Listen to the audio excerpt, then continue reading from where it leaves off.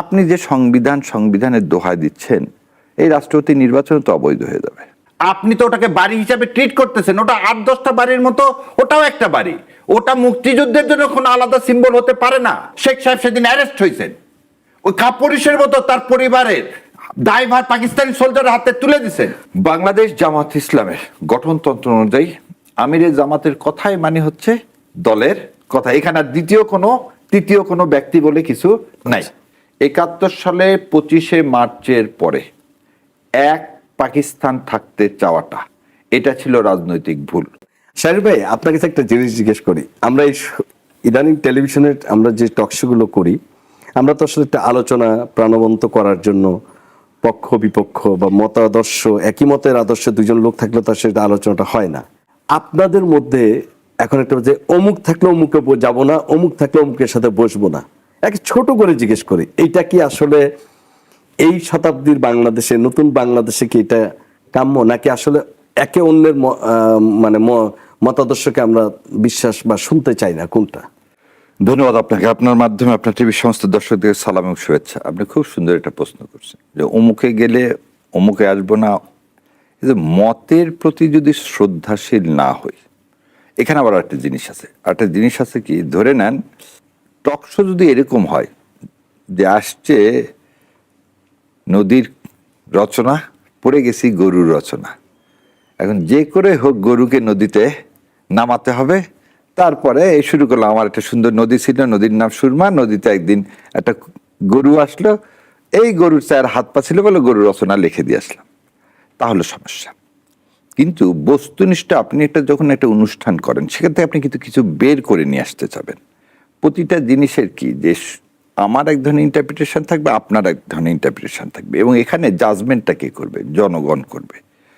So যদি আমরা এখানে আমার মতো করে বা আপনার মতো, কেন আমারটা আপনি শুনতেছেন না, আপনারটা আমি কেন সমর্থন করি, তার জন্য তো আর, এর জন্য তো মতে, the beauty of democracy is difference opinion. Definitely. এবং ডিফারেন্স ওপিনিয়ন থেকে মানুষ কি করবে, তার যে মতামত সেটা তৈরি করবে। এখন যে আমি এখন মানে সত্যি কথা অনেক কমায় দিছি, আর যাচ্ছি না একদম টকশোতে। কেন? টকশো কোনো মারামারির জায়গা না। এখানে আমার মতকে এস্টাবলিশ করাতে হবে তা না। আমি যতটুকু জানি তাই দিয়ে আমি বলবো, আপনার কাছ থেকে যেটা জানি না সেটা শিখবো। এখানে আপনি এসে বসেই আমি আপনাকে পার্সোনাল অ্যাটাক করা, অ্যাসাসিনেট করা, তার জন্য তো আমরা সঞ্চালকের দায়িত্ব এটাকে এই জিনিসটা করা। আর একটা জিনিস হচ্ছে কি, এই যে নতুন একটা জিনিস আসছে, যেমন আগে আমি বই পুস্তক সব নিয়ে যেতাম, এখন ইদানিং দেখতেছি যে না, এই ধারে কাছেও কেউ যাচ্ছে না। তাহলে এই ধারে কাছে না যে আমি ওখানে যে কি করব? কারণ আমি আমার কথা তো কোনো সোর্স ছাড়া কেন বলতে যাব? বুঝতে পেরেছি। আমি শুধু একটা কথা জিজ্ঞেস করি, আপনার কি এরকম কোনো কারো ব্যাপারে খুব আপত্তি আছে যে তাদের সাথে বসবেনই না? আমার দিক থেকে এরকম নাই। ধন্যবাদ। আমার দিক থেকে এরকম নাই, ইনশাল্লাহ আমার এরকম কিছু নাই, এবং আমি এগুলোতে বিশ্বাস করি না। ধন্যবাদ। আশা করি আমাদের সবার মধ্যেই এই বোধোদয় থাকবে। শাহরির কবির, 35 বছর পরে রাষ্ট্রপতি নির্বাচন হলো। নির্বাচন যদিও ফলাফল কি তা অনুমেয় ছিল। একবার ছোট করে একটু জিজ্ঞেস করি, কারণ এটা নিয়ে অনেক আলোচনা কালকেই হয়েছে, তারপর আপনার মতামত জানতে চাই। বাংলাদেশ জামায়াত ইসলামী তো জানতো যে এই নির্বাচনে আমরা প্রার্থী যতই দেই, যত ভালো মানুষকে দেই, এখানে বাংলাদেশ জাতীয়তাবাদী দল বিএনপি যাকে সমর্থন করবে তারাই নির্বাচিত হবে, কারণ 70 অনুচ্ছেদ বহাল। ঠিক যে এটা কি জামাত ইসলামকে, বিরোধী দলকে শুধু দেখালো যে প্রতীকী বিরোধিতা করার জন্য, নাকি এটা আসলে তারা খুব সিরিয়াস ছিল যে সাংসদরা ব্যক্তি দেখে কর্নেল অলি আহমেদকে ভোট দিবেন? দেখেন, এখানে প্রথম জিনিস হচ্ছে, এটা 3টা আসপেক্ট আছে। 1 নম্বর আসপেক্ট হচ্ছে বাংলাদেশ জামাত ইসলাম কিন্তু শপথ নিলেন 2টা শপথ। একটা শপথ নিছেন সংস্কার পরিষদের জন্য, যেটা যে নামে ডাকেন গণপরিষদের জন্য, আর একটা নিছেন আপনি জাতীয় সংসদের সদস্য হিসাবে। আপনি বিশ্বাস করেন আপনি আন্দোলন করতেছেন কোথায়? রাস্তায় এবং সংসদে। কি জন্য? জুলাই বাস্তবায়নের জন্য। আর আপনার অপপক্ষ বলতেছে আমরা অক্ষরে অক্ষরে জুলাইকে অনুসরণ করব, এই জুলাই সনদে যা আছে তা বাস্তবায়ন করব। যদি জামাত ইসলাম ধরে নেন, জামাত ইসলাম ইয়াতে গেল না। যেমন এখানে 2টা জিনিস অতীত অভিজ্ঞতা থেকে দেখেন। বাংলাদেশ জামাতে ইসলাম যখন ডিপটি স্পিকার দিলেন না, তখন তারা কি বললেন? বিএনপি বললেন যে আমরা তো ওনাদেরকে ডিপটি স্পিকার দিতে চাইছি। ট্রু। জামাত ইসলাম বললেন না, যতক্ষণ জুলাই সনদ বাস্তবায়ন না হবে তখন তো আমি একজন ডিপটি স্পিকার নিতে পারি না। যদি ডিপটি স্পিকার নিতেন তাহলে সারাদিন সাহেব আজকে যে কথাটা বলছেন ঠিক তখনই বলে দিতেন কি ওনার ডিপটি স্পিকার নিয়ে তো ওনার নিজেই জুলাই সনদকে কি করে দিচ্ছেন, বাতিল ঘোষণা করতেছেন। আজকে ধরে নেন জামাত ইসলাম এই ইলেকশনে একটু থামাই, জুলাই সনদে কি এরকম আলোচনা ছিল না যে স্পিকার হবে এক থেকে ডেপুটি স্পিকার হবে? হ্যাঁ, এবং 2 কক্ষ হবে, এবং 2 কক্ষ এই যে ডিপটি স্পিকার হবে সেটা কখন? যখন জুলাই সনদটা পাস হয়ে যাবে। আপনি তো এখনো পাস করেননি। সো আফটার দ্যাট যতক্ষণ ইমপ্লিমেন্ট না করতেছেন ততক্ষণ আমি কি ছিটা ফোটা এটা নিয়ে কি করব? এটা না হওয়া পর্যন্ত আপনি এটা নিতে পারি না। আজকে যদি আমরা এখানে না যেতাম তাহলে বিএনপি যে জুলাই সনদকে ওন করতেছে না, আজকে তো এই কথা ছিল না। বিএনপি নিজেই দিছে হচ্ছে 3টা বিষয় ছাড়া সমস্ত এমপিরা ফ্রি। কিসে এটা তাদের কিন্তু কিসেতে আছে, ইস্তেহারেও আছে যে ফরেন পলিসি, সংবিধান সংস্কার আর অর্থ, এই 3টা বাদে সমস্ত এমপি ফ্রিলি কি করতে পারবে, ভোট দান করতে পারবে। ভোটের আগে কি হলো, মাননীয় চিফ হুইপ বলে দিলেন যে কোনো এমপি যদি অন্য কাউকে ভোট দেয় তাহলে কি হবে, তার সংসদ সদস্য পদ থাকবে না। তাহলে এখান থেকে একটা জিনিস কি স্পষ্ট যে যদি জামাত ইসলাম এইখানে না যেত, কেন এটা তারা সংখ্যাগরিষ্ঠ, তাদের প্রার্থী জিতবে, তাহলে কি আমরা বলতে পারতাম যে আসলে তারা সারা জাতির সাথে যে প্রতারণাটা করতেছেন এটা কি করতে পারতো? সেকেন্ডলি আরেকটু সহজ করে বলি, আপনি যে সংবিধানের দোহাই দিচ্ছেন, এই রাষ্ট্রপতি নির্বাচন তো অবৈধ হয়ে যাবে। কেন? বলতেছি, আপনি কিভাবে চুপ্পু সাহেবকে সরাইছেন? অভিশংসন করে সরাননি, পদে করছে। বলে দিই আপনাকে, এর আগে এই জিনিসগুলো ইয়াসুদ্দিনকে দিয়ে করাননি। আপনাকে একটা জিনিস বলে দিই, সংবিধান করতেছেন যে নির্বাচনে আজকে এই পার্লামেন্ট, যে নির্বাচনে সংবিধানের আন্ডারে তো এই নির্বাচনই না। আমার প্রশ্নটা হলো, আমি বারবার একটা জিনিস বলতে চাচ্ছি, সেটা হচ্ছে বিএনপি কি বুঝতেছে না যে তাদের নিজেদের যে মসনদ, এটা কিন্তু জামাত বিএনপি বলে কথা না, লেজিটিমেসির কোশ্চিনটা কোনোদিন অ্যারাইজ করলে, যেটা দিয়ে 5th অ্যামেন্ডমেন্টে জিয়াউর রহমানের শাসনকালকে অবৈধ ঘোষণা করলো, আজকে যদি আপনি গণপরিষদ না করে সংবিধান সংস্কার না করেন তাহলে আপনি ইউনূস সাহেবের শাসন আমলকে কিভাবে লেজিটিমেসি দিবেন? আর আপনারই ভাই ভোটকে, গণভোটকে, মানে পার্লামেন্ট ইলেকশনে গণভোট, আপনি কোনোটাকে কি দিতে পারবেন না, লেজিটিমেসি দিতে পারবেন না। তো যে পার্লামেন্টের লেজিটিমেসি নাই, সেই পার্লামেন্টের প্রেসিডেন্ট ইলেকশন কিভাবে লেজিটিমেসি হয়? ওই দেখেন একটা কানাডা থেকে, আমি মাঝে মাঝে বলি আওয়ামী লীগের চরিত্র কোনদিন পাল্টাবে না, কারণ আওয়ামী লীগ কোনো রাজনৈতিক দল না, রাজনৈতিক মতবাদ না, তারা একটা ধর্মের মতন। কেন? ওই পরশ সাহেবের স্ত্রী বলছে যে যা যা করাইছেন চুপ্পুকে দিয়ে তার চেয়ে 100 ভাগ বেশি কি করাবো, এই মির্জা ফখরুল ইসলাম আলমগীরকে দিয়ে করাবো। ইন্ডিকেটিং কি, ইয়াজউদ্দিনের কথা মনে আছে 111-এ, তাকে যা যা করাইছেন আজকে আপনাকে তাই করানোর হুমকি দেওয়া হচ্ছে। এই হুমকিটা কেন দিতে পারতেছে? কারণ আপনি এক্সিস্টিং কনস্টিটিউশনকে কামড়ায় ধরছেন, 70 অনুচ্ছেদকে কামড়ায় ধরছেন। তাহলে কি আপনি কি শাসনতন্ত্রের পরিবর্তন চান? আপনি কি শাসন ব্যবস্থার পরিবর্তন চান, না শাসকের পরিবর্তন চান? ভাই, আমরা হাসিনাকে সরায় তারেক জিয়াকে বসাইনি। এটা ছিল না। আপনার কাছে একটু ফ্লোর নিচ্ছে আমি। জি, আপনি যেটা বলছেন 70 অনুচ্ছেদটা আগেই চিফ হুইপ বলে দিলেন, হ্যাঁ ট্রু, উনি বলেছেন নির্বাচন আগে। প্রশ্ন হচ্ছে যেটা সালাউদ্দিন সাহেব একটা ব্যাখ্যা দিয়েছেন যে দেখেন আমরা তো এখনো না করছি না, আমরা বলেছি 70 অনুচ্ছেদে একমাত্র অনাস্থা বিল আর হচ্ছে সরকার পড়ে যাওয়ার যে বিলটা, আর এটা হচ্ছে অর্থ বিল, মানে বাজেট যেটা হবে, এইটা সরকারের মতাদর্শের বাইরে যেতে পারবে না কোনো সাংসদরা, এর বাইরে তারা সবগুলোতে তাদের স্বাধীন মতামত ব্যক্ত করবে বলে এটা আমরা বলেছি। কিন্তু বলছে যে এই নির্বাচনও সেটাই হওয়ার কথা, কিন্তু এইটা তো এখন আইনে পাশ হয় নাই।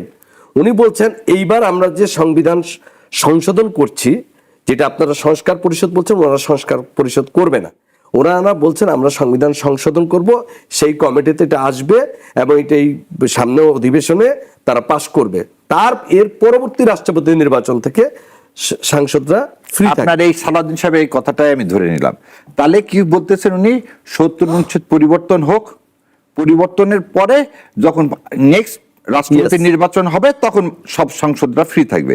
তাহলে উনি ডিপটি স্পিকার নেওয়ার কথা বললেন কোন আঙ্গিকে? ডিপটি স্পিকারের বিরোধী দলে নেওয়ার বিধান তো সংবিধানে নাই। না, ওইটা বাধাও তো নাই। না। স্পিকার, ডেপুটি স্পিকার যদি দুই মত বলে কোথাও বাধা না আছে? আছে, কারণ কি বলা একজন স্পিকার একজন ডিপটি স্পিকার। হ্যাঁ, কিন্তু এটা কোন দল থেকে হবে এটা না, সাংসদদের ভোটে ভালো হবে। কথা, আপনি তো সরকারি দল থেকে দিয়ে দিচ্ছেন, আপনি বলতেছেন আর একজন বিরোধী দল থেকে নিবেন। দুইটা কিভাবে থাকবে? বলা আছে একজন স্পিকার একজন ডিপটি স্পিকার। আপনি দুইটা ডিপটি স্পিকার নিবেন কিভাবে? একটা জিনিস বোঝেন, উনি বলতেছেন শব্দটা কোন জায়গায় আমরা আটকা পড়ে আছি, সংস্কার সংস্কার সংশোধন। সংশোধন।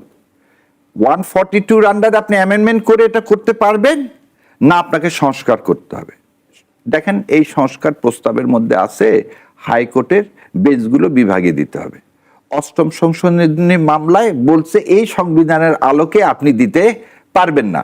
ওটা তো 142 আন্ডারে তো করা হয়েছে ভাই, 142 আন্ডারে করছেন না। হ্যাঁ। তাহলে যে জিনিস রাষ্ট্রের সর্বোচ্চ আদালতের সেই রায় এখনো বহাল, আপনি সেটাকে আবার সংশোধন করে কিভাবে করবেন?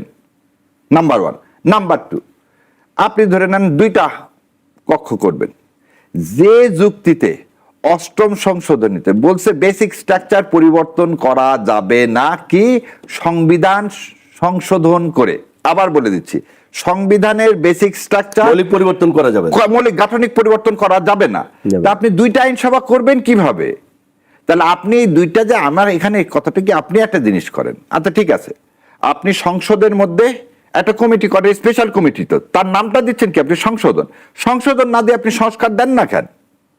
তাহলে তো আপনার সব, আপনি একটা নামে আপনি যদি করবেনই সবাই মিলে, তাহলে দুই দল মিলে বসে আপনি খালি সংবিধান সংশোধনের জায়গায় সংস্কার নামটা দিয়ে একটা পার্লামেন্টারি কমিটি করেন। আচ্ছা, আপনাকে জিজ্ঞেস করি, জি, দুইটা বলুন। প্রশ্ন করি। একটা হচ্ছে, আপনি কি মনে করেন যে বিএনপি আসলে দুই কক্ষ বিশিষ্ট পার্লামেন্ট করবে কিনা, এক নাম্বার।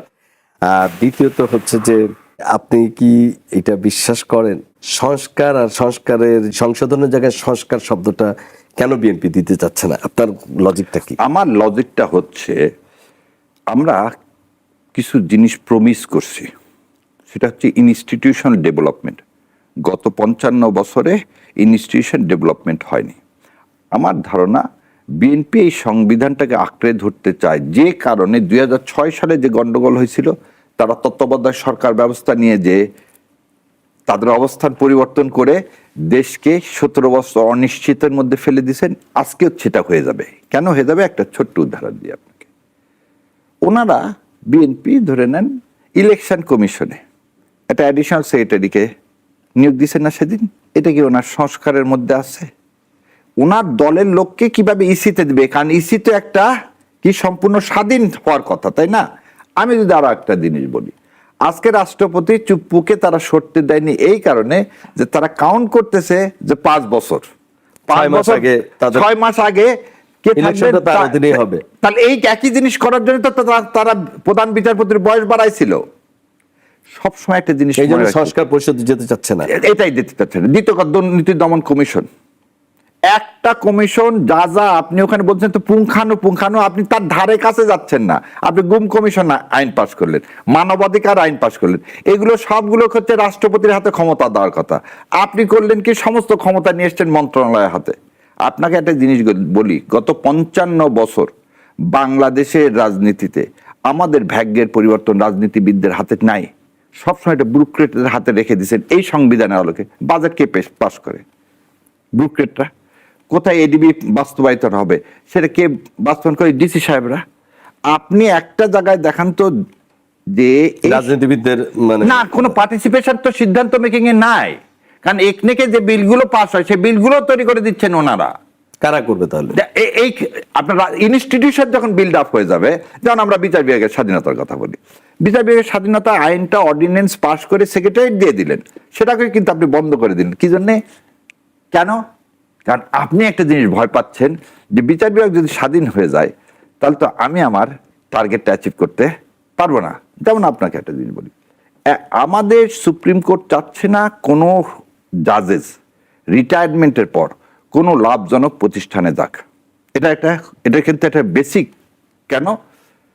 ওনারা যদি ভাবে যে আচ্ছা আমার এই রিটায়ারমেন্ট হয়ে যাবে, আমি সরকারের সাথে থাকলে অমুক জায়গায় পদ পাবো, সে আর অনেকগুলো নিরপেক্ষ- পদ পাওয়া যায়। সে আর নিরপেক্ষ থাকবে না। আর সে যদি জানে যে না, আমি যেদিন থেকে এই চেয়ার থেকে সরে যাব, তারপরে আমাকে মানুষ সম্মান করা ছাড়া আর আমাকে কোনো কিছুর মধ্যে কি করতে পারবে না, আমার বিরুদ্ধে কোনো এলিগেশন আনার কোনো জায়গা নেই। তো এটা তো এই সংবিধানের মধ্যে সম্ভব না। আপনি সেজন্যই করতেছেন কি যে না, আমার কথা হলো যে 17 বছরে তারা কি তাদের, যখন আমরা আমি এই প্রস্তাবও দিছি যে চলেন বিরোধী দলের সংবিধানের এক্সপার্টরা এবং আপনারা এক্সপার্টরা নিয়ে একটা জায়গায় বসেন, সুশীল সমাজ নিয়ে একটা জায়গায় বসে, আপনার সুশীল সমাজ না, বদিউল আলম মজুমদারের মতো সবাইকে নিয়ে আমরা যারা এই কাজগুলো করতেছি, যতগুলো মামলা করছি, এই 13 অ্যামেন্ডমেন্ট অ্যাক্ট, এই মামলা চ্যালেঞ্জ করছি আমি, 15 অ্যামেন্ডমেন্টে চ্যালেঞ্জ করছি আমি, যারা আপনি এভিডেন্টলি জানেন যে কোর্টের বারান্দায় মামলা করে যারা এই সংবিধানের বিষয়ে ন্যূনতম একটু অ আ ক খ জ্ঞান আছে, তাদেরকে নিয়ে আপনি বসেন। আপনি তো তা বসতেছেন না। আচ্ছা। আপনি সংবিধানের মধ্যে থাকতেই চাচ্ছেন, কারণ আপনি এই যে আচ্ছা, আমি কাঠামো বুঝতে থেকে পারছি। বেরোতে চাচ্ছেন এখন না। একটু ছোট করে একটু জিজ্ঞেস করি আরেকটু, বিএনপি কি দ্বিকক্ষ বিশিষ্ট পার্লামেন্ট আসলে করবে বলে মনে করেন? বিএনপি যে দ্বিকক্ষ বিশিষ্ট পার্লামেন্ট করতে চাচ্ছে, আমার ব্যক্তিগত মতামত আবার বলে দিচ্ছি, বিএনপি দ্বিকক্ষ বিশিষ্ট যে পার্লামেন্ট করতে চাচ্ছে ওটা করার চেয়ে না করাই ভালো। কারণ এই সংখ্যানুপাতিক হারেই করবে তাদের। এটা করা বললাম তো, এই জন্য করার চেয়ে না করাই ভালো। কারণ আমাদের মতো দেশে অযথা একটা আপনি বার্ডেন সৃষ্টি করেন না। আবার আরেকটা জিনিস আমি চিন্তা করতেছি, অল্টারনেটিভ চিন্তা করেন যে বিএনপি একটা তাদের মতো করে একটা সিনেট করে দিল, সামনের সরকার যেই আসুক তার কিন্তু সিনেট একবার হয়ে গেলে সে আইনটা চেঞ্জ করে তার ফাংশনটা চেঞ্জ করতে, শুরুটা যে কোনো জায়গাতে আমাকে করতে হয়। বিএনপি যে শুরুটাই করতে চাচ্ছে না এই কনস্টিটিউশন আঁকড়ায় ধরে, আমার সেখানে কথা যে সংস্কার সাথে আপনি সিনেট করতে পারবেন না। ফেয়ার এনাফ, আপনার পরিষ্কার, আমি বুঝেছি আপনার বক্তব্য। খালি ছোট করে একটু জেনে আমি একটা বিরতিতে যাব, তার আগে আপনার কাছে প্রশ্নটা রাখি। অনেস্টলি বলেন তো, এই বাংলাদেশে 18-20 কোটি মানুষের নানাবিধ সমস্যা, বিশাল ব্যয়, আয় কম, নানাবিধ সমস্যা, আর একটা গণঅভ্যুত্থানের পরে তো যে পরিমাণ, কারণ গণঅভ্যুত্থান একটা ঝড়, লন্ডভন্ড হয়ে গিয়েছিল, তারপরে 18 মাস, তারপরে 6 মাস। এখানে যদি জামাত এবং এনসিপি জোট ক্ষমতায় আসতো, তারা কি আপনি মনে করেন ঠিক আসার পরই সংবিধান সংস্কার পরিষদ করে এই যা যা কমিটমেন্ট তাদের ছিল সব করতো? এনসিপি কে এনেন না, কারণ আজকের এই পরিস্থিতির জন্য আমি এনসিপি কে দায়ী করি। কারণ বাংলাদেশ জামাতে ইসলাম বলছিল সংস্কার করে তারপর নির্বাচন দেওয়া। আবার বলে দিচ্ছি, এটা রাজনৈতিক। এনসিপির, আমি বললাম যে এনসিপির এটা রাজনৈতিক তাদের সিদ্ধান্ত, আমি যে সিদ্ধান্তটাকে আমি রং ভাবি। কারণ আপনি যদি ইউনূস সাহেবের আন্ডারে সংবিধানটা সংস্কার করে তারপরে যদি আপনি কি করতে নির্বাচন করে যে ক্ষমতা আসতো, তাহলে কিন্তু আর এই জিনিসগুলো থাকতো না। দ্বিতীয় একটা জিনিস, আপনি বলতেছেন লন্ডভন্ড একটা ইকোনমি, 18 মাসে ইউনূস সাহেব ওই লন্ডভন্ড ইকোনমিটাকে কিন্তু একটা স্টেবিলিটিতে নিয়ে গেল। আপনি একটা জিনিস দেখেন তো, ওই সময় গ্যাসের প্রাইস, কারেন্টের প্রাইস, আজকের যে লোডশেডিং, এগুলো কি সেই সময় ছিল? ছিল না। আপনি কি কোনো লোনের বকেয়া দেওয়া বন্ধ করছিলেন? না। আপনি বরং 37 বিলিয়ন আপনার হচ্ছে ফরেন এক্সচেঞ্জ রিমিটেন্স রেখে গেলেন, 37, যেটা এখন কমে হয়েছে 31। সো আপনি আর একটা জিনিস দেখেন, সব দলগুলো মিলে, আমি আর একটা অবাক হই, ইউনূস সাহেবকে আমরা সবাই মিলে নিয়ে আসলাম, হঠাৎ ইউনূস সাহেবের যমুনা ঘেরাও প্রতিদিন সকাল বিকাল রাত হতে থাকলো।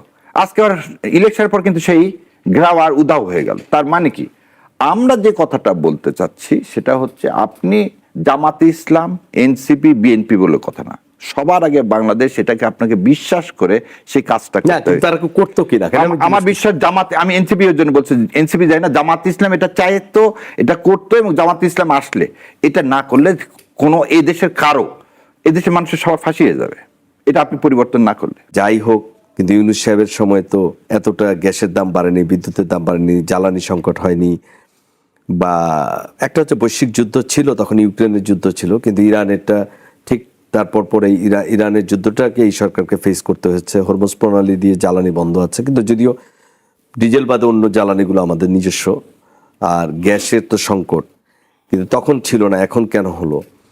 সরকার তো বলছে এর দায় কোনোটাই বিএনপির না, এর দায় হচ্ছে হাসিনা সরকারের, তখন সব লুটপুট করে নিয়ে চলে গেছে। আমারও প্রশ্ন যে শেখ হাসিনা যে শ্বেতপত্র প্রকাশ দেখেছি আমরা, দেবপ্রিয় ভট্টাচার্য যেটা করেছে ইউনূস সরকারের সময়, সেখানে বলেছে যে বিলিয়ন বিলিয়ন ডলার চলে গেছে এবং আমাদের সবকিছু শেষ। কিন্তু তখন যদি জ্বালানির সংকট শেখ হাসিনা সব করে রেখে যায়, তাহলে ইউনূস সাহেব এটা মেটাইলো কিভাবে 18 মাসে? তার মানে কি এটা কি শেখ হাসিনা সরকারের দায়, নাকি ইউনূস সরকারের দায়, নাকি আমাদের এখনকার ব্যবস্থাপনার দায়? ছোট্ট করে একটু বলবেন। দেবপ্রিয় ভট্টাচার্য যদি আপনি রিপোর্টটা দেখেন, 30 লক্ষ কোটি টাকা এদেশ থেকে পাচার হয়ে গেছে, অ্যাজ মাই আন্ডারস্ট্যান্ডিং। এবং সোফার যত গবেষণাপত্র পড়ে দেখলাম, এই 30 কোটি টাকা, 30 লক্ষ কোটি টাকার 20 লক্ষ কোটি টাকা ইন্ডিয়ান কোম্পানিগুলোতে শেখ হাসিনা পুঁজি বিনিয়োগ করছে। আসলে কি তাই? বলে দিচ্ছি, তার প্রমাণটাও বলে দিচ্ছি, সাথে সাথে বলে দিচ্ছি। পুঁজি বিনিয়োগ করে ধরেন আদানি, রিলায়েন্স, এদেরকে যে টাকাটা, বা আপনার হচ্ছে এই চাইনিজ কোম্পানি তো আছে না, চাইনিজ কোম্পানি না, কেন এটা বললাম শোনেন, পাওয়ার সেক্টরটা পুরাটাই ইন্ডিয়াকে দেওয়া। পাওয়ার সেক্টর কিন্তু আপনি দেখবেন না, বাগের থার্মাল বলেন, রামপাল বলেন, যতগুলো। আচ্ছা, আমরা ডিজেল কিনতাম কোথায় থেকে? আসাম থেকে। পার্বতীপুর পর্যন্ত কিন্তু একটা পাইপলাইন আছে। এবং জানেন যে 21 সালের পর থেকে হাসিনা এগুলোকে কিন্তু under seller credits. Seller credit মানে নিয়ে আসবো, বিক্রি করব, তারপর তাকে টাকা দিয়ে দেবো। কয়লাও আনতাম কোথায় থেকে? আমরা কয়লাও আনতাম আমরা ইন্ডিয়া থেকে, সেলার ক্রেডিট। তাহলে আমাকে এলসি খুলে আমাকে কখনো দেনান কোনো পেমেন্ট করতে হচ্ছে না। ইউনূস সাহেব এসে কি করলেন? ইউনূস সাহেব এসে দুইটা কাজ করছেন। একটা কাজ করছেন, ক্যাপাসিটি চার্জ আপনাকে বলা আছে, ধরে নেন প্রতিদিন 10 মেগাওয়াট আপনি যদি ন্যাশনাল গ্রিডে দেন তাহলে আপনাকে ক্যাপাসিটি চার্জ দিতে হবে না, কিন্তু 10-এর নিচে যদি আপনি দেন তাহলে কি করতে হবে? আপনাকে ক্যাপাসিটি চার্জ দিতে হবে। আমাদের দরকার 15,000 মেগাওয়াট, আমার উৎপাদন ক্ষমতা 29,000 মেগাওয়াট। আমি করলাম কি, প্রথমেই বলে নিলাম যে তোমার কাছ থেকে আমি তোমার যে ক্যাপাসিটি যে পর্যন্ত দেওয়া আছে ওই পর্যন্ত আমি তোমার কাছ থেকে প্রতি মাসে বিদ্যুৎ নিব। তাহলে হচ্ছে কি, ওকে ক্যাপাসিটি চার্জও দিতে হচ্ছে না, আবার বিদ্যুৎটাও আমার কাছে আসতেছে। এই সরকার এসে প্রথমে কি করছে? এই সরকার এসে করছে কি, অর্ধেক বিদ্যুৎ ইউনিট বন্ধ করে দিছে। যেগুলো বন্ধ করে দিছে তাকে আপনাকে প্রথমে কি দিতে হচ্ছে? ক্যাপাসিটি চার্জ দিতে হচ্ছে। আচ্ছা, আমরা কোনোদিন ইরান থেকে তেল আনিনি। আবার বলে দিচ্ছি, আপনি একদম গত 25 বছর না, 55 বছরের ইতিহাস দেখেন, আমাদেরকে তেল কে দিছে, কোথায় থেকে দিছে, তার পুরো হিস্ট্রিটা দেখেন। এলএনজি আনা শুরু করছে আমরা সেদিন থেকে। এলএনজি আমরা, সেটাও কার হাতে? সামিটের হাতে। আপনি জানেন যে 3 থেকে 4টা জাহাজ এখনো বঙ্গোপসাগরে ভাসমান আছে, তারা সেটা কি করতেছে না? আনলোড করতেছে না। কি কারণে আনলোড করতেছে না জানেন? সরকার তো সে কথা বলতেছে না, কারণ সামিটের কাছে পাওনা আছে। সামিটের উল্টা, সামিটের সবকিছু আমার বাজেয়াপ্ত করার দরকার, আমার কন্ট্রাক্ট টার্মিনেট করে, কারণ তারাই হচ্ছে এই টাকাটা সাইফেন অফ করে নিয়ে গেছে। কিন্তু সরকার সেক্ষেত্রে তাদেরকে বাজেয়াপ্ত করা তো দূরে থাকুক, তাদের সাথে উল্টা নেগোসিয়েশনে আছে। তার মানে আপনি বলতে চান যে ব্যবস্থাপনার সমস্যা, পুরাটাই হচ্ছে ব্যবস্থাপনা। এবং যখন বলেন আপনি আই হ্যাভ এ প্ল্যান, শোনেন, রুজভেল্ট যুদ্ধ লাগছে দ্বিতীয় মহাযুদ্ধ কবে? 1939 সালে। আচ্ছা, 42 সালে, 39-এর পর পরে 42 সালে বলছে, শোনো, সারা পৃথিবী কিভাবে রিকনস্ট্রাকশন হবে সেই প্ল্যানটা এখনই করো। এবং 44 সালে তার ওই 3 কমিটি বিশিষ্ট বলে দিল IMF কিভাবে করতে হবে, ওয়ার্ল্ড ব্যাংক কিভাবে করতে হবে, ইউএনও কিভাবে। আর যুদ্ধ থামলো কবে? 45 সালে। তাহলে আপনি ক্ষমতায় আসছেন, আপনার মা যাকে বিদ্যুৎ মন্ত্রী হিসাবে যোগ্য মনে করেনি, আপনি তাকে পুরা জ্বালানি দিয়ে দিলেন, জ্বালানি মন্ত্রণালয় তার হাতে দিয়ে দিলেন। আর ভাই, সে কি আজ পর্যন্ত আপনাকে বলতে পারছে 6 মাসে, আগামী 6 মাসে বাংলাদেশের জ্বালানি পরিকল্পনা এই? উনি বলে যে না, এইভাবেই চলতে হবে আগামী 2 বছর। এটা কোনো কথা হলো? কিন্তু প্রধানমন্ত্রী তো বিরোধী দলকে বলেছে যে কোনো বাস্তবায়নযোগ্য কোনো পরিকল্পনা থাকে দেন, আমি সেটা। এটা বিরোধী দল তার উত্তর দিয়ে। এবার আপনাকে এই একটু মনে করে দিই, মাননীয় প্রধানমন্ত্রীকে, ইউনূস সাহেবের সময় এই যে নির্বাচনে এত কথা বলেন, ইউনূস সাহেবের সাথে সেনাপ্রধান এবং বিএনপির বিশাল দূরত্ব সৃষ্টি হয়ে গেছিল। জামাতে ইসলাম এসে দেশের স্বার্থে সেই দূরত্ব সংকুচিত করে বলল, না, নির্বাচনের জন্য যা যা করা দরকার করেন আপনারা। এটা ইতিহাস সাক্ষী। তারই পরিপ্রেক্ষিতে কি হলো? জামাতি নির্বাচন হলো, নির্বাচনও জামাত ইসলাম মেনে নিল। তেলের ক্রাইসিস হলো, জামাত ইসলাম বললো চল তাড়াতাড়ি করে বসে কি করা যায়। আমি আপনাদেরকে এর আগে বলছি, রাশিয়া থেকে শুরু করে যে এম্বাসি এবং ইরান এম্বাসি পর্যন্ত সমস্ত জায়গায় চিঠি দেওয়া হয়েছিল। আজকে আপনার টেবিলে দেওয়া আছে 3 মাস আগে থেকে প্ল্যান, আপনি তাও বাদ দেন। আপনি কেন বলবেন? আপনি তো বলতেছেন আই হ্যাভ এ প্ল্যান। আপনি দেখান যে আপনার প্ল্যানের এই জায়গাগুলো ফেল করতেছে। ভাই, আমি এই প্ল্যান ইমপ্লিমেন্ট করছি, আমার মন্ত্রী এটা ইমপ্লিমেন্ট করছে, এই ইমপ্লিমেন্টের এই জায়গা কাজ করতেছে না। কান্ট্রির মধ্যে যারা যারা আছেন এক্সপার্ট, আপনারা দেন, কি দেন? ওপিনিয়ন দেন। শুনেন, মাহমুদুর রহমান ভাই কি বুয়েটের ইঞ্জিনিয়ার, কেমিক্যাল ইঞ্জিনিয়ার না? তাহলে আপনি যারা এই দেশের যারা এই ইঞ্জিনিয়ারগুলো সারা পৃথিবীতে নেই, আপনি উল্টা দেখেন, আপনাকে একটা উদাহরণ দিই এই ইয়ার কথা। বাঙালি মেট্রো রেল তৈরি করার জন্য সারা পৃথিবীতে বিখ্যাত, তাকে ইউনুস সাহেব নিয়ে এসে মেট্রো রেলে চেয়ারম্যান হিসাবে অ্যাপয়েন্টমেন্ট দিয়েছিলেন। সরকার প্রথমে এসে তাকে সরায় দিয়েছেন। তার মানেটাকে আপনি যা বলতেছেন তাকে করতেছেন, আপনার তো সেই আপনি যা দলীয়করণ করার বাইরে আপনি তো চাচ্ছেনই না, because you don't have a plan. আপনার প্ল্যান থাকলে তো আপনি বলতেন যে ভাই আমি বিদ্যুৎ সেক্টরে এটা করতে চাচ্ছি, এটা ফেল, বলতে পারছেন আপনি? আপনি কেন প্ল্যান চাবেন if you have a plan? আপনার প্ল্যান আছে, আমার প্ল্যান, দুই প্ল্যান নিয়ে বসেন। আপনার তো প্ল্যান নাই, সেজন্য আপনি কি বলতেছেন আমার কাছে? এই যে ব্লাফ, এই ব্লাফ দিয়ে কতদিন চলা যাবে? আচ্ছা, যদি তাই হয়, আপনি দেখেছেন বেশি শায়রের কবির একটা জরিপ এসেছে, একটা বেসরকারি অর্গানাইজেশন জরিপ করেছে এবং সেই জরিপটি সমস্ত গণমাধ্যমে ফলাও করে প্রচার করছে। সরকারের 6 মাসে প্রধানমন্ত্রীর যে কার্যক্রমের উপরে এবং প্রধানমন্ত্রীর আস্থা রেখেছেন এবং খুশি 66 বেশি আরো একটু প্লাস জনসংখ্যা, এবং সরকারের কাজে মনে করছে সরকার ঠিকভাবে দেশ চলছে সঠিক পথে, সেটা 55+। এবং বিরোধী দলের সাথে সরকারের দলের যে মতপার্থক্য, সেইখানে অনেক পার্থক্য আমরা দেখছি। তা আপনি যেটা বলছেন, এত সাধারণ জনগণ এত মানে জ্বালানির দাম বাড়লো, বিদ্যুতের দাম বাড়লো, কষ্ট হচ্ছে, দ্রব্যমূল্যের দাম বেড়েছে, তারপর তো সরকারের উপরে তাদের আস্থা বেশি। তার মানে তো জরিপ যদি ঠিক থাকে, আমি বলছি অ্যাজ পার জরিপ, তো সেইটাকে আপনারা কি ওন করেন নাকি ডিজন করেন? 55 বছরের একটা ন্যায়ের কালচারের মধ্যে আমরা চলে গেছিলাম, যে সরকার যেটাই করবে সবই খারাপ, নতুন সরকার এসে আগের সরকার সব বাদ দিয়ে দিতে হবে। আমার তো মনে হয় যে জরিপ হয়েছে 10,000 লোকের উপর জরিপ হয়েছে, এই জরিপে আমাকে যদি জিজ্ঞাসা করতো, আমি কিন্তু বলতাম যে প্রধানমন্ত্রীর উপর আমি খুশি। আমি আবার বলতেছি, আমাকে যদি জিজ্ঞাসা করতো যে আপনি খুশি কি খুশি না, আমি বলতাম আমি খুবই খুশি। কি কারণে জানেন? কেন? তার ফরেন পলিসি। এই যে ইন্ডিয়ার সাথে চোখে চোখ রেখে বাংলাদেশ ইতিহাসে তারেক রহমান যে কাজটা করতেছেন, ভাই আমি না খেয়ে থাকতে রাজি আছি, তাও আমি কারো কি করব না, দাসত্ব করতে চাই না। এই যে দুটা স্টেটমেন্ট দিছে না সরকার, এবং এইরকম ফরেন মিনিস্ট্রি থেকে এরকম স্টেটমেন্ট আপনি দেখাতে পারবেন না জিয়াউর রহমানের পর, আর শহীদ রাষ্ট্রপতি জিয়াউর রহমানের পরে আর দেখাতে পারবেন না। প্রফেসর ইউনূসের সময় দেয়নি। ইউনূসের সময় তো পুরাপুরি সে তো তার বোল্ড স্টেপ নিয়েছিল, এটা তো পলিটিক্যাল গভর্নমেন্ট, আর উনি তো পলিটিক্যাল গভর্নমেন্ট না। যেমন আজকে আপনি দেখেন ইন্ডিয়া কি বলতেছে, জামাতের প্রেসারে সরকার এটা দিচ্ছে। দেখেন আজকে আপনি দেখছেন কিনা, ইন্ডিয়ান টাইমসে এটা আসছে। তারপরে হচ্ছে এটা পিনাক রঞ্জন বলছেন বলছে এই যে বয়ানটা, তার মানে কি সরকার কি যাই করা হোক সেটার পিছনে জামাত ইসলাম আছে, জামাত ইসলাম বিরোধী দল। জামাত ইসলামী যদি সরকারি চালায় আর এই ফরেন পলিসি করে, তার জন্য আলহামদুলিল্লাহ। এবং এই জন্য আমি বললাম আপনাকে, ওই একটা কারণে সব জায়গায় ফেল, আর বাকি জায়গায় না। আমি তো বলতেছি বাকি জায়গায় সব জায়গায় মিজারেবলি ফেল। আর আপনি লোকের 18 কোটির মধ্যে করছেন তো 10,000 লোকের, আর ওই 10,000 লোক সেটা কি আপনার লোক না আমার লোক আমি জানি না। তবে আমি বলতেছি, আমার কাছে আসে জিজ্ঞাসা করলে আমি বলবো সবকিছুর উপর সুপারসিড করে, কারণ আপনি রিকনস্ট্রাকশন হতে সময় লাগবে। একটা জিনিস বলেন তো শাহরির ভাই, এটা আমি মাঝে মধ্যে আমরা অনেকগুলো বিষয়ে ভারতের অনেক ইস্যুতে আমরা নিজেরাও, মানে আমি যদি ব্যক্তিগতভাবে বলি যে নাগরিক, একটা দেশের নাগরিক, আমার প্রতিবেশী, যে কথাটা বলা হয় এটা তো সত্য। আমি বন্ধু পরিবর্তন করতে পারবো, প্রতিবেশী পরিবর্তন করতে পারবো, এটা আমার বেলায় যেটা, ভারতের বেলাও সেটা, তাই না? এবং সেকেন্ড ওয়ার্ল্ড ওয়ারের সময়ও আমরা একই ভূখণ্ডের ছিলাম, আমাদের 47-এর পরে আমরা ভাগ হয়েছে। কিন্তু ধরেন যে এই কাছাকাছি কালচার, আমাদের ওয়েদার সব কাছাকাছি, তাই না? সীমানা ভাগ করতে হয়, আমাদের নদী ভাগ করতে হয়। কিন্তু আমি তো যখন ভারতের বিরোধী, আমরা অনেক ধরনের বিষয়ে আমরা খুব একাট্টা থাকি বা ভারতের বিরোধী, কিন্তু ধরেন ভারতীয় খাদ্য, ভারতীয় পণ্য, এবং এই যে এখন একটা ডামাডোল চলছে ভারতে যাওয়া না যাওয়া নিয়ে, একটা কথার পিঠে কথা চলছে, দুই দেশের গণমাধ্যমের মানে এক এক ধরনের এক এক রকম কথাবার্তা চলছে, কিন্তু তার মধ্যেও আমরা ভারতের থেকেই ডিজেল চাইতে হচ্ছে।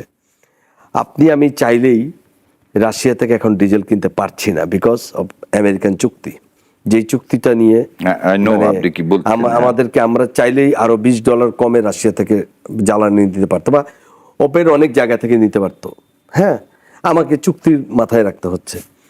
তাহলে তারপর আমরা ভারতের থেকে আমরা কেন জ্বালানি নিতে হচ্ছে, বা সেই জায়গায় তো আমরা ভারতের কাছে মানে আমি যখন বলবো যে আমি চোখে চোখ রেখে কথা বলছি, কিন্তু আমি তো আসলে আবার আরেক দিকের জন্য তার মুখামুখি হচ্ছি। এইটা একটা জানতে চাই। আরেকটা বিষয় জানতে চাই, প্রধানমন্ত্রীর সফরটাই আসলে কি হয়েছে? এনসিপি প্রধান বললেন তারেক রহমানকে আমরা কোনোভাবেই যেতে দিব না ভারতে, বা বলছেন মানে যে তিনি ভারতে যেতে পারবেন না যতক্ষণ শেখ হাসিনা প্রত্যর্পণ না হবে বা হাদির হত্যাকারী না হবে। সরকার আসলে কি করছে, বা সরকার কি যাবে বা যাবে না, কি মনে হয়? এক ইসরায়েলি যথেষ্ট পুরো মিডল ইস্টটাকে লন্ডভন্ড করে দেওয়ার জন্য। ইসরায়েলকে কি চেঞ্জ করা যাবে? প্রতিবেশী চেঞ্জ করা যাবে? যাবে না। ইসরায়েল এখন হাত বাড়াইছে কার দিকে? মিশরের, সিরিয়ার দিকে। ইজিপ্টের, না সিরিয়া তো নিচ্ছে, এখন ইজিপ্টের যে সুয়েজ ক্যানেল আছে সেটা নেওয়ার জন্য এখন পরিপূর্ণ প্ল্যান করতেছে। কঠিন আর কি, কারণ- আপনি একটা জিনিস চিনেন, লেবানন থেকে শুরু করে সবাই পৃথিবীর কেউ কি বলবে না ভাই ইসরায়েল তো আর এগুলো করতেছে, ইসরায়েল এগুলো মেনে নাও? এটা সম্ভব না। এবার আসেন আপনার দ্বিতীয় কথা, যদি ইসরায়েলের এটা সম্ভব না হয় আমি প্রতিবেশীকে চেঞ্জ করতে পারবো না, কিন্তু আমি যখন জানি আমার প্রতিবেশী শত্রু, তাহলে আমি তার প্রতি বেশি কসাস হব। আমি তো তাকে পরিবর্তন করতে চাচ্ছি না, আমি তো তার ভূখণ্ড নিতে চাচ্ছি না, কিন্তু আমার ভূখণ্ড যেন সে না নেয়। কেন এই কথাটা আসলো, ভূখণ্ড যেন না নেয়? আপনি একটা জিনিস চিন্তা করেন, 47 পর্যন্ত ভারতের সাম্রাজ্যবাদী আগ্রাসী কোনো মনোভাব ছিল? ভারত উপমহাদেশে ব্রিটিশের আগ পর্যন্ত ভারতকে যে আফগানিস্তান দখল করছে, ভারতকে ইরান দখল করছে, ভারতকে চায়না দখল করছে না। ভারত 47-এর পর কি করলো? প্রিন্সলেস যতগুলো স্টেট ছিল যারা স্বাধীন রাষ্ট্র, সেই সব স্বাধীন রাষ্ট্রকে তারা জোর করে কি করলেন? দখল করে নিলেন। এবং 74 সালে সিকিমের দখল করে নিলেন। আজও তারা দখলের মানসিকতা কি তাদের মধ্যে আছে। তারা যখন তখন হুমকি দেয় কি আমার রংপুরকে বিচ্ছিন্ন করে নিবে। এটা কিন্তু ভারত সরকার বলে নেই। আমি বলে দিই আপনাকে একটা জিনিস বলি, ভারত সরকার বলেন না, আপনি আমাকে বলেন তো যে এই বার্মায় যে আরাকান আর্মিকে যে আর্মস গুলো দিচ্ছে এরা কারা, কে দিচ্ছে? আমেরিকা ইন্ডিয়ার মাধ্যমে দেওয়াচ্ছে। চায়না তো দিচ্ছে না, বাংলাদেশ দিচ্ছে না। তো আরাকান আর্মি যে পুরাটা সাপ্লাই দিয়ে সেখানে একটা খ্রিস্টান হিন্দু একটা রাষ্ট্র তৈরির এই বয়ানটা কার? আমার হিল ট্যাক্স কেটে নিয়ে, এটা তো ইন্ডিয়ার। এখন যদি তাই হয়, আপনার কাছে এখন আসি, তেল আসামে 2024 সালে হচ্ছে রিফাইনারি করলো, 2024 সালে ভারত আসামের তেলটা লরি দিয়ে টেনে নিয়ে কোনোদিন কোথাও পৃথিবীতে দিতে পারবেন? লরি দিয়ে বা তার ওখান থেকে আসাম থেকে পাইপলাইন দিয়ে কোথায় নিয়ে যাবেন বলেন তো ভাই? আপনি পাইপলাইন দিয়ে নিয়ে যাবেন, কোনো বর্ডার আছে আপনার আশপাশে? আপনি তো ল্যান্ডলক, আপনি আমাকে ছাড়া তো দেওয়ার কেউ নাই, নাম্বার 1। নাম্বার 2, আপনি জানেন কিনা জানি না, আসামের তেলে সবচেয়ে বেশি সালফার। আমার ইন্ডাস্ট্রির জন্য এই ডিজেল সবচেয়ে বেশি ক্ষতিকারক। এবং আপনি জানেন কি না জানি না, জিয়াউর রহমান সাহেব হাঙ্গেরি থেকে এক গাদা ইয়ার নিয়ে আসছিলেন।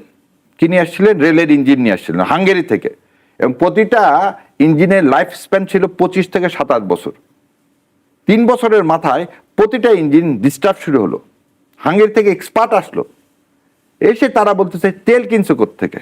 বলছে ইন্ডিয়া থেকে। তেল পরীক্ষা করে বললো যে এই সালফার ভিতরের আমার পুরা লোহাটাকে খেয়ে ফেলছে। সো আমি যে তেলটা কিনতেছি সেটাও কিন্তু এমনি কিনতেছি না। আপনাকে আর একটা জিনিস বলি, আপনি জানেন কি না বাংলাদেশের কিন্তু 1 মাসও তেল রিজার্ভের কোনো ক্ষমতা নেই। আমাদের কিন্তু কোনো রিজার্ভার সেন্টার নাই। যে জাহাজগুলো আসে সৌদি আরব থেকে, সেই জাহাজগুলো আমরা ইউজ করি অ্যাজ এ কি ডিপো হিসাবে। ওখান থেকে আমরা ছোট ছোট লাইটার ভেসেলে নিয়ে তারপর আমরা ডিস্ট্রিবিউশন করি। 55 বছরে আমাদের আপনার কাছে আমার জিজ্ঞেস না, আমি বলে দিচ্ছি। তাহলে আপনি দেখলেন যে আমি কিন্তু ইন্ডিয়ার উপর নির্ভরশীল না। আর একটা জিনিস, একতরফা ভালোবাসা হয়। আপনি আমার কাছ থেকে পণ্য নেবেন না, আমি আপনার কাছ থেকে পণ্য নিব। আমি কেন আপনার কাছে পেঁয়াজ রসুন আদার কথা বলেন কেন? ইউনুস সাহেব তো নেয়নি। কি আমরা কি মারা গেছি না? আমাদের এখানে চাল নিয়েছি আমরা ওই সময়। আপনাকে চাল আমরা পাকিস্তান থেকে নিছি না, কিন্তু চাল পাকিস্তান থেকে ওই সময় ইন্ডিয়া থেকেও চাল নিতে। ভালো কথা, নিলাম আপনার কথা, আমি তো বলতেছি না যে নিব না। আমার কথা হলো যে আমি কি ফ্রি নিচ্ছি? না, পয়সা দিচ্ছি, পয়সা দিয়ে কিনে, সেটা তো আমি যে কোনো জায়গা থেকে কিনতে পারি আপনার কথাতেই। এবং আপনি যে কথাটা বললেন যে রাশিয়ার কাছ থেকে আমি তেল নিতে পারতাম, আপনি আমেরিকার চুক্তির কারণে আমি নিতে পারিনি। সরকার কি এই কথা একবারও এখন পর্যন্ত বলছে যে আমার পাইপলাইনে আমি রাশিয়া থেকে এইভাবে তেল, আমি বাংলাদেশ জীবনে কোনো রাশিয়া থেকে তেল কিনছে? অনেক পণ্য কিনেছি না, তেল কিনিনি কখনো। আপনি রাশিয়ার থেকে যেসব পণ্য কিনছেন কিন্তু তেল কেনেননি। এবং আজকে আমরা রাশিয়া আমাদেরকে যে পারমাণবিক চুল্লিটা বানায় দিচ্ছে, এটা প্রোডাকশনে আসলে তার আমার এগুলো চিন্তা থাকে না। এখন আপনি লাস্টের যে কোশ্চিনটা করলেন দেখেন, একটা জিনিস সবসময় মনে রাখতে হবে, প্রতিবেশী চেঞ্জ করতে পারবো না, কিন্তু তার সাথে আমার সম্পর্কটা কি হবে এই ন্যায্যতা তো আমি চাইতে পারি। একজন ফিজিউটিভ, তাকে আপনি একটা জিনিস খালি আপনাকে বলে দিই, খালেদা জিয়ার আইনজীবী আসলেন, তাকে বাংলাদেশে ঢুকতে দিলেন না। সেই আইনজীবী দিল্লিতে যে একটা সংবাদ সম্মেলন করতে চাইলেন, সেটা করতে দেয়নি। সেটাও করতে দেননি। শেখ হাসিনা 5 তারিখে করতে পেরেছে। শেখ হাসিনা তাকে কে করতে দেয়নি? খালেদা জিয়ার লয়ারকে, ভারত ইন্ডিয়ান গভর্নমেন্ট। তাই ইন্ডিয়ান গভর্নমেন্ট। তাহলে ইন্ডিয়ান গভর্নমেন্টের ইন্ধন ছাড়া আজকে শেখ হাসিনা এটা করতে পারে না। করছে। আপনি বোধহয় আরেকটা জিনিস দেখবেন, গত পরশু দিন বলছে, আমি এটা দেখছি, বিনা স্বীকৃতি হঠাৎ করে বলতেছে যে আমরা শেখ হাসিনাকে এখানে স্ট্যাটাস দিয়ে দেব। কি স্ট্যাটাস দিয়ে দেব? প্রবাসী প্রধানমন্ত্রী। থিঙ্ক দিস ওয়ে, যে হাউ দে ক্রিয়েট। তাহলে আমাদেরকে ছাড়া যে তোমাদের চলে, তোমরা আমাদের উপরে এরকম করতেছো কেন? তো এই আচরণগুলো যখন আপনি দেখবেন, আপনি হাদির খুনি, আচ্ছা শেখ হাসিনাকে না দেন, হাদির খুনিকে দিচ্ছেন না কেন? আপনি আবার ডেট দিচ্ছেন কেন যে ডিসেম্বরে আসবে? আর ভাই এখনই দেন না কেন? আমি তো চাচ্ছি সেই অর্থে এখনই। আপনার কি মনে হয় প্রধানমন্ত্রী যাবেন কোথায়? ভারতে? ভারতের প্রধানমন্ত্রী যাওয়ার কোনো কারণই নেই। ভারতে আমাদের প্রধানমন্ত্রী মানে যাবেন না, এবং এই যে তারা হাদির খুনিকেও তারা দিচ্ছে না, শেখ হাসিনাটা না কি করবে এখন এটা, এবং তারা বলছে যে শেখ হাসিনাটা আদালতে, তাদের আদালতে উত্থাপিত হবে, আদালত থেকে একটা সিদ্ধান্ত আসবে। ঠিক আছে, আইনি প্রক্রিয়ার মাধ্যমে তারা করবে। প্রশ্ন হচ্ছে যে আমরা যে দেখছিলাম, যখনই ভারতের প্রধানমন্ত্রী নরেন্দ্র মোদী সিং আমাদের প্রধানমন্ত্রীকে ভারত সফরে আমন্ত্রণ জানালেন, এবং সেই আমন্ত্রণটা জানানোর পরে যে বাংলাদেশে দুইটা আমরা বিভিন্ন সামাজিক যোগাযোগ মাধ্যমে দেখলাম 2 ধরনের মতামত। একটা মতামত ছিল যে কোনোভাবেই যেন আমাদের প্রধানমন্ত্রী যাওয়া ঠিক হবে না, আবার আমাদের অনেকে বলছে যে অবশ্যই যাওয়া উচিত, কারণ আমাদের প্রতিবেশী এবং আমরা তাদের সাথে সংলাপ আলোচনা, আমাদের ন্যায্য যে দাবি দেওয়া সেটা তুলে ধরবেন প্রধানমন্ত্রী, এবং যেহেতু তাকে আমন্ত্রণ জানিয়েছে সেখানে যাওয়া উচিত। আবার আরেকটা গ্রুপ মনে করছে যে কোনোভাবেই যাওয়া উচিত না। এই যে যদি না যায়, আপনি যেটা বললেন যে আমাদের প্রধানমন্ত্রী যাবে না, হ্যাঁ, যদি না যায়, উচিত হবে না, উচিত হবে না যেটা বললেন, না গেলে সংলাপ হবে কিভাবে? না গেলে কিভাবে আমাদের এই সম্পর্ক উন্নয়ন হবে? কারণ সম্পর্ক উন্নয়ন হলে তো ক্ষতি নেই। প্রথমে বলছি আপনাকে, আপনার এই প্রশ্নের মধ্যে 3টা কোশ্চিন আছে। প্রথম জিনিস হচ্ছে হাসিনাকে ফেরত দেওয়ার বিষয়ে আদালতের অর্ডার লাগবে। আমি যদি ঠিক মতো বুঝি, আদালত সিদ্ধান্ত দিবে, তাদের ভারতের আদালত। তাহলে ভারতীয় আদালতের সাবজুডিস, তাহলে তার বিরুদ্ধে কোনো মামলা আছে? তার বিরুদ্ধে যদি কোনো মামলা না থাকে, আমার আপনার বিরুদ্ধে যদি মামলা না থাকে, তাহলে কি আদালত কোনো সিদ্ধান্ত নিতে পারে? না, পারে না। হাসিনার বিরুদ্ধে ভারতে কিভাবে মামলা থাকবে? আদালত কখন রায় দিবে? মামলা থাকলে তো, মামলা ছাড়া কি আদালত রায় দিতে পারবে? পারবে না। তাহলে প্রথম কথাটা, ইন্ডিয়া যে মিথ্যাচারটা করলো, আচ্ছা আদালত, আপনি আদালতের আন্ডারে যদি থাকেন, আপনি থাকবেন যে বাসায়, সেটাকেই ধরে নেন সাবজেল ঘোষণা করলো। একটা মানুষ সাবজেলে থেকে কিভাবে সাংবাদিক সম্মেলন করে? অনুপ চেটিয়াকে ফেরত নিলেন কোন কোর্টের অর্ডারে? বাংলাদেশের কোন কোর্টের অর্ডারে নেননি, এক্সট্রাডিশন ট্রিটির আন্ডারে নিছেন। জেলখানা টু জেলখানা শিপমেন্ট হয়েছে একটা ট্রিটির আন্ডারে। আপনি আজকে যে আদালতের কথা বলেন, আচ্ছা আদালতের কথা যদি বলেন, তাহলে হাসিনা আবার ডিসেম্বরে ফিরে আসবে কিভাবে? মানে আপনি দুটা জিনিসই রাখতেছেন, যে আপনার হাসিনা যে আপনার যে মুখ্যমন্ত্রী, তাকে বাঁচানোর জন্য আপনি কি করতে, যদি সে না যেতে পারে তাহলে কি বলবে? তখন বলবে আদালত অনুমতি দেয়নি। আর যার বিরুদ্ধে মামলা নাই তাকে আদালত কিভাবে অনুমতি দেয়? এবার হচ্ছেন আপনার দ্বিতীয় পর্যায়ে, মাননীয় প্রধানমন্ত্রীকে দিল্লিকে বায়োল্যাটারাল কোনো নিমন্ত্রণ জানাইছে? না। তাকে বিমস্টেকের চেয়ারম্যান নিছেন এবং সাইড লাইনে বক্তব্য। আরেকটা ছিল যে দ্বিপাক্ষিক একটা, না দ্বিপাক্ষিকটা এখন পর্যন্ত ইনভাইটেশনই দেননি আপনাকে। না ইয়ে তো দেখা করে সরাসরি ত্রিবেদী যে দেখা করে গেল, সেটা বিমস্টেকের জন্য। আপনি যখন একটা সরকার প্রধানকে দাওয়াত দিবেন, তখন আপনাকে দিতে হবে যে আমরা চাই আপনি ভারতে আসেন। দ্বিপাক্ষিক এই সমস্যাগুলো শোনেন, 15 বছরে তো অঙ্গরাজ্য করেইছিলেন। তিস্তার পানি বন্টন চুক্তি সমাধান হয়েছে? হয়নি। আপনি আসেন, আপনি পদ্মা চুক্তি হয়েছে? হয়নি। তিস্তা ব্যারেজ করতে চাইছি, হয়েছে? হয়নি। একটা জিনিস দেখান তো, আপনি উপরন্ত মিরেশ্বরায় যে জায়গাটা সবচেয়ে বেশি সেন্সিটিভ, ফেনীতে যে চিকুন করিডোর, সেটা পর্যন্ত আপনি তাদের হাতে দিয়ে দিছিলেন। আপনি একটা জিনিস আমাকে দেখান, আপনার কাছ মাধ্যমে আমি একটা জিনিস বলি, শোনেন। আপনাকে আমি বললাম যে এখান থেকে সোনা নিয়ে ওনার ওখানে যাবা, আর তো মজুরি হিসাবে ওনার কাছ থেকে 10 বোতল ফেন্সিডিল নিয়ে এসে বাংলাদেশে বিক্রি করবা। যতদিন এই জায়গা থেকে আপনি সরে না আসবেন, বর্ডারের পুরা অঞ্চলটায় ঘিরে বর্ডারের ওপারে ড্রাগ ইন্ডাস্ট্রি তৈরি হয়ে গেছে। এবং আমার এটা তো বার্মার ওখানেও আছে। না, আমি আপনাকে ওই জন্য বললাম যে আপনি বার্মারটা দেখেন। বার্মা থেকে আমাদের এখানে সবসময় বেশি ইয়াবা আসতেছে। আবার এই জিনিসটা একটু দেখেন, বার্মা থেকে আসতেছে, বার্মার কতটুকুন সিলগালা করে দেওয়া সম্ভব? বার্মার বর্ডার যতটুকুন সেটা আমার সিলগালা করে দেওয়া সম্ভব না। কিভাবে নাপ নদী কিভাবে সিলগালা করবো? আপনার নাপ নদী তো সিলগালা করার দরকার নাই। আপনার রোড কয়টা চিটাগাং আসার? আসার রোড হচ্ছে টেকনাফ থেকে কক্সবাজার হয়ে। আর তো কোনো রোড নাই। না, নাই তো। নাই। আপনি এখন আমাকে বলেন, আর আমি পুরা বাংলাদেশ ঘিরে আছে কি? 3 দিকে আছে ভারত। ভারত। এবং আমার এখানে যে কথাটা আপনাকে বললাম, আমি জানি কিনা একজন কাছ থেকে একটা সাক্ষাৎকার নেওয়া হয়েছিল যে বাংলাদেশের মধ্যে দিয়ে শোনা যে চোরাচালান হয় ইন্ডিয়াতে, এই চোরাচালান তোরা করে দিয়ে যাস, তোদের টাকা দেয় কি? আমাদের টাকা দেয় ওই যে ওই জিনিস দেয় নিয়ে আসা দেশে বিক্রি করা। তা আমি আপনাকে একটা জিনিস বললাম একটু আগে প্রথমেই, একতরফা প্রেম হতে পারে ভাই, কিন্তু তাতে কোনোদিন সংসার হবে না। আচ্ছা, কি হবে না? আমি আপনার এবং আপনাকে যে কথাটা বলি, আমরা আত্মমর্যাদা চাইছি, আমরা গোলামি দাসত্ব চাইনি।